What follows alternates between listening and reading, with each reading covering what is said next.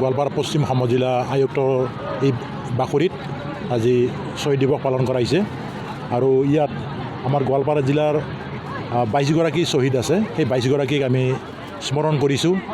প্ৰত্যেকটো পৰিয়ালৰ লোকসকলক ইয়াত মাতি পেলাই তেখেতসকলক সম্বৰ্ধনা জনোৱা হৈছে আৰু সঁচাকৈ ক'ব লাগিব যে আজিৰ দিনটো যিহেতু 1979 চনৰ যি 10 ডিচেম্বৰ তাৰিখৰ যি খৰ্গেশ্বৰ তালুকদাৰক যি গুলীয়াই হত্যা কৰা হৈছিলে তাৰ স্মৃতি হিচাপে আজি এই দিৱসটো আমি শ্বহীদ দিৱস হিচাপে পালন কৰি আহিছোঁ তেখেতে যি অবৈধভাৱে নিৰ্বাচন অনুষ্ঠিত কৰিছিল ছাত্ৰ সন্থাই দাবী কৰিছিল যে বিদেশী নাগৰিকে ভৰি থকা অশুদ্ধ ভোটাৰ তালিকাৰ জৰিয়তে আমি কোনো ধৰণৰ ইলেকশ্যন পাতিব নালাগে কিন্তু তেতিয়া কংগ্ৰেছ নেতৃত্বাধীন চৰকাৰে জোৰকৈ ইলেকশ্যনটো জাপি দিছিল অসমৰ ৰাইজৰ সদৌ অসম ছাত্ৰ সন্থাৰ দাবীৰ বিপৰীতে গতিকে খৰ্গেশ্বৰ তালুকদাৰ তেখেতে ভৱানীপুৰ আঞ্চলিক ছাত্ৰ সন্থাৰ সম্পাদকৰ দায়িত্বত আছিলে তেখেতৰ নেতৃত্বত সেই দলটো যেতিয়া বাধা দিবলৈ যায় নমিনেশ্যন প্ৰক্ৰিয়াটোত তেতিয়া তেখেতক নিৰ্মমভাৱে গুলীয়াই হত্যা কৰা হৈছিলে গতিকে আজিৰ দিনটো সেই 10 ডিচেম্বৰত যি অভিশপ্ত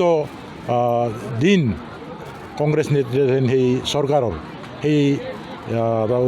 স্মৃতিত আজি দিৱসটো আমি উদযাপন কৰি আহিছোঁ আৰু অসম চৰকাৰে আজিৰ এই দিনটোতে যিহেতু শ্বহীদসকলৰ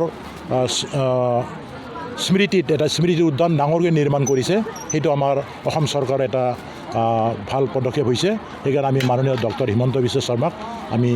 আন্তৰিক শ্ৰদ্ধা আৰু কৃতজ্ঞতা জ্ঞাপন কৰিছোঁ হয় আমি ইয়াতে যি নিৰ্দেশনা আছিল সেই মৰ্মে আমি সমজিলা পৰ্যায়ত শ্বহীদ দিৱস আজি পালন কৰিছোঁ যিখিনি চৰকাৰী ৰাজ্যিক পৰ্যায়ত যিখিনি কাৰ্যসূচী আছিল সেইখিনি আমি ইয়াতে পোনপটীয়া সম্প্ৰচাৰ দেখাইছোঁ তাৰপিছত আমাৰ যিটো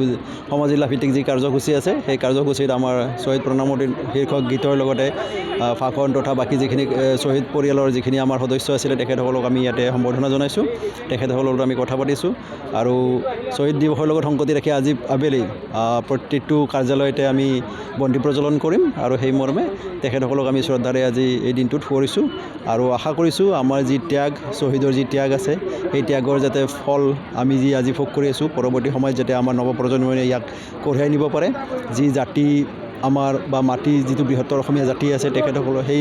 যিটো জাতি গঠনৰ ক্ষেত্ৰত যি অৰিহণা আছে তেখেতসকলৰ তাৰ উদ্দেশ্যে আগত ৰাখি আমিও আহ্বান জনাইছোঁ সমগ্ৰ জিলাবাসীক যাতে আমি এই